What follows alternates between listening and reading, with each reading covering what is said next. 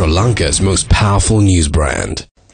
With the government accepting the resignations of the board of directors of SriLankan Airlines, a new interim team is preparing to take over the management of the national carrier. The Sunday Times, quoting a well-informed source, says that former chairman of the Board of Investment, Thilan Wijayasinghe, will be appointed to head the new interim team. The article notes that this process will happen probably within days after the current directors are formally sent letters accepting their resignations. 6 out of the 7 directors at Sri Lankan said that they would resign. The exception was Harendra K. Balapattabandi. The Sunday Times reports that while there is no immediate information about Mr. Balapattabandhi's status, it remains to be seen whether he would be included in the new interim panel or asked to step down with the other directors. The paper quoting the same source said the airline CEO Suren Ratwatha was expected to continue during this interim period. Now here too we have a SriLankan Airlines story developing day by day. Yes, we know that SriLankan Airlines has been going from bad to worse day by day, and we also see that due to the pressure that was exerted on the SriLankan Airlines and the government, the media and the trade unions all exerted a lot of pressure on the government to take action to arrest the situation that is befallen the Sri Lankan, the national carrier of our country. Without it, it has now extended to the level where it has become a national problem.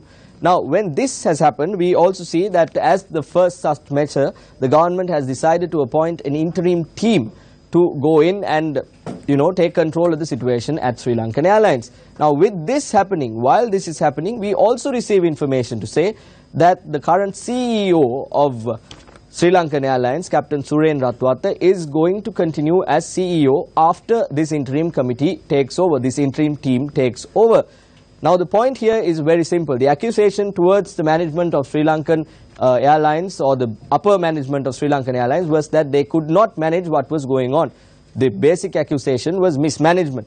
And the main accused in this whole incident was the CEO, the Chief Executive Officer of SriLankan Airlines, Mr. Suren Ratwatha. We saw fingers being pointed at him to say this was as a result of the mismanagement that starts from the top that has resulted Sri Lankan in incurring this many losses. Now, with that happening, even though you are appointing a new interim team to SriLankan Airlines to look into and arrest the situation there, will there be a point when the former CEO or the current CEO is going to continue even when the team is appointed? Now, as you go along, we see that the 6 out of the 7 board of directors are resigning from the position, and we also now see reports that to say that the process will be expedited and they will be taking over soon, the team.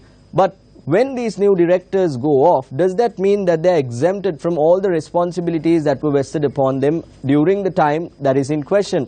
Now, we also know that the President has said that a presidential committee, a presidential commission will be appointed to look into the matters with regard to Sri Lankan and Mihin Lanka.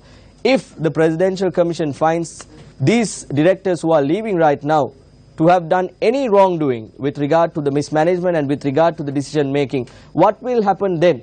Will they be exempted from all responsibility? Will they be even in the country to get answers from them and during a time where legal action is taken, needs to be taken? These are all questions that we have to keep in mind. Arundhati?